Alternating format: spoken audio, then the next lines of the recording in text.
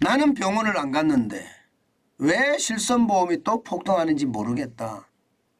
이렇게 이야기하시는 분들 진짜 많습니다. 예. 실제로 말입니다. 여러분 이거 한번 보세요.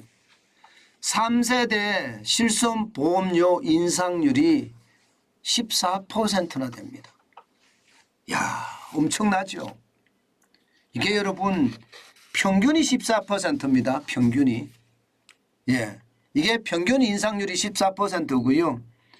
가입 상품의 갱신 주기나 나이나 성별 그리고 해당 보험사의 손해율에 따라서 개인별 인상률은 굉장히 달라집니다. 굉장히 달라집니다. 예. 정환진 TV 구독하는 구독자분들 중에는요. 실손보험료가 2배 올랐어. 이렇게 이야기하는 사람 많습니다. 2배. 2배만 100%잖아요. 그죠? 예. 뭐 60% 올랐어. 70% 올랐어. 이렇게 이야기하시는 분들이 많은데 바로 그 이유가 개인별 인상률이 굉장히 다르기 때문이. 아마 많은 사람들이 카카오톡이나 전화나 문자로 메일이나 아마 인상률을 받아보실 텐데 받아보시면 많이 놀라실 거예요. 많게는 50% 이상 올라간 게 부지기수니까요. 게다가 말입니다. 게다가 여러분 3세대가 가장 심각하다고 이야기합니다. 실손보험이라는 게 1세대, 2세대, 3세대, 4세대까지 있거든요. 1세대 같은 경우도 6%가 오르고요. 2세대도요. 9%. 4세대는 동결입니다. 3세대는 14% 올리는데 이것을 다 합치면 실손보험료 평균적으로 8.9%가 오른다. 8.9%도 진짜 많이 오르는 거죠. 아니 우리 월급이 우리가 버는 게 8.9%씩 안 오르잖아요. 그런 상황에 비추어 보면 실손보험료도 지금 굉장히 심각하다 이렇게 이야기할 수가 있습니다. 이게 여러분 이게 이런데 바로 규제가 있어야 되거든. 이런데요. 규제는 이런데 필요합니다. 정부의 정책적 규제는 이런데 진짜 필요합니다. 왜냐고요? 실손보험료가 이렇게까지 올라가는 데는 기본적으로 너무 과다 이용하는 사람들이 많다. 뭐 의료 쇼핑이라고 이야기할 정도로 과다 이용하는 사람 진짜 많잖아요. 뭐 백내장 수술하는 사람들 얼마나 많았습니까? 장난 아니잖아요. 다 이런 것들이 결국 말입니다. 실손보험 처리되면 병원 입장에서는 많은 수익이 생기는 거예요. 정부에서 보험료를 타서 말입니다. 그러니까 과다 이용하게끔 일선 병원에서 뭐 쉽게 말하면 도수 치료 받으세요. 백내장 수술하세요. 이렇게 하면서 마구마구 끌어들였잖아요. 그러니까 과다 이용에다가 도덕적 해이가 지금 실손보험료를 이렇게 높일 수밖에 없다. 뭐 이렇게 이야기할 수가 있겠죠. 그러니까 저만 하더라도 저는 병원을 거의 가지 않습니다. 1년에 한 번 갈까 말까 뭐 그럴 거예요. 그 정도로 말입니다. 병원을 안 가는데 왜 보험료가 자꾸 오르느냐. 그 이야기가 바로 이겁니다. 일부 병원의 도덕적 해이나 또 의료 쇼핑이라고 이야기하는 과다 이용자들 때문에 오르는 겁니다. 근데 이게 오르는 게 여러분 매년 많이 올라요. 매년. 보시다시피 지난 5년간 오르는 거 보면 2019년부터 6 내지 7% 올랐죠. 2020년 6 내지 7%. 2021년 작년입니다. 10 내지 12% 올랐습니다. 올해는 14.2%가 올랐어요. 내년에는 평균이 8.9%가 오르는 겁니다. 야, 참 지금 엄청나게 오르죠. 아마도 말입니다. 아마도 이게 앞으로도 계속 오를 거예요. 왜 오르느냐. 손해율이라는 게 있거든요. 손해율이라는 게.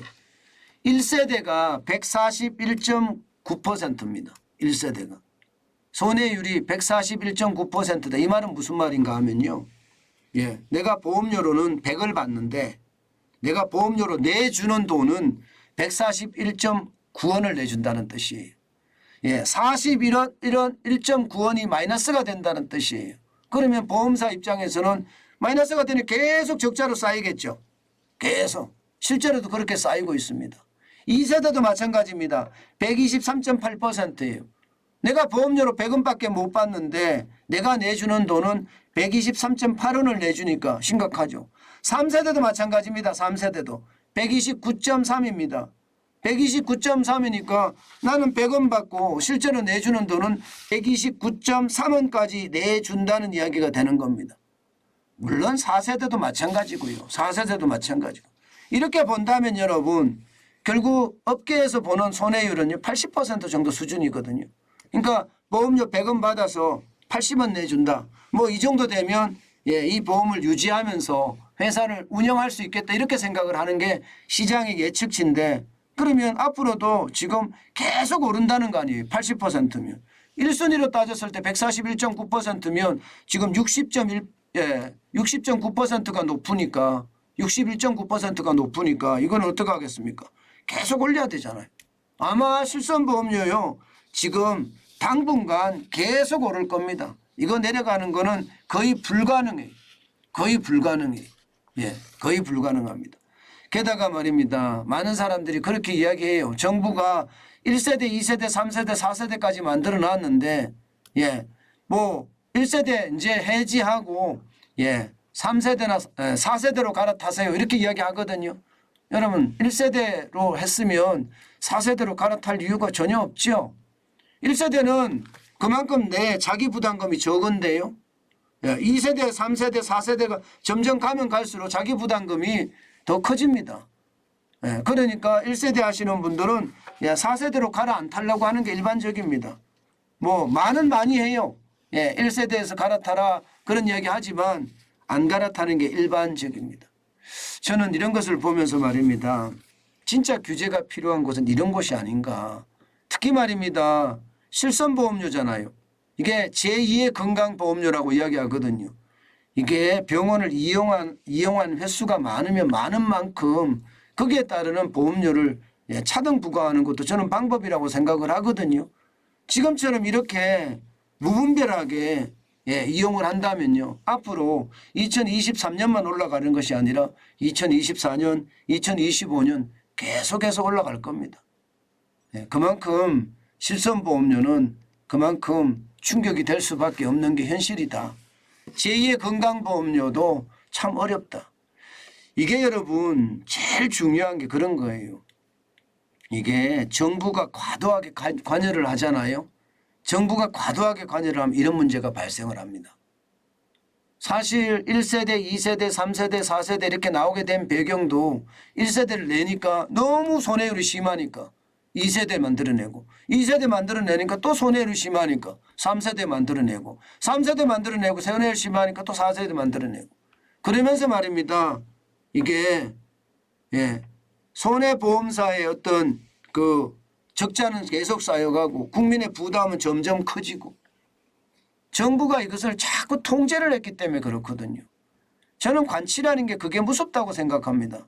시장은 시장에 맡겨야지요. 내가 시장이다. 내가 시장의 지배자다. 이렇게 정부가 나서는 순간 저는 시장은 실패한다고 생각합니다. 실손보험료가 대표적으로 실패한 사례가 아닐까 싶어요. 지금 저거 막기가 굉장히 어려울 겁니다. 아마. 앞으로 막으려고 그러면 이게 굉장히 어려워지는 그런 사태가 벌어지지 않을까 저는 그런 생각도 해봅니다. 여러분 실손보험료는요. 기왕 여러분들이 1세대를 가지고 있던 2세대를 가지고 있던 3세대를 가지고 있던 4세대를 가지고 있던요. 중요한 것은 1세대를 가지고 있으면 그냥 보유하시라는 거예요. 그게 더 유리합니다. 2세대는 2세대대로 3세대는 3세대대로 4세대는 누구나 지금 가입할 수 있잖아요. 그런 차원이라면 아무래도 보험료가 덜 내고 보험료를 좀 많이 낸다고 하더라도 보장률이 높으면 훨씬 나은 거 아니겠습니까? 그런 차원에서 보면 세대별로 실손보험료 들고 있으면 안 바꾸는 것도 저는 방법이라고 생각합니다. 안 바꾸는 것도.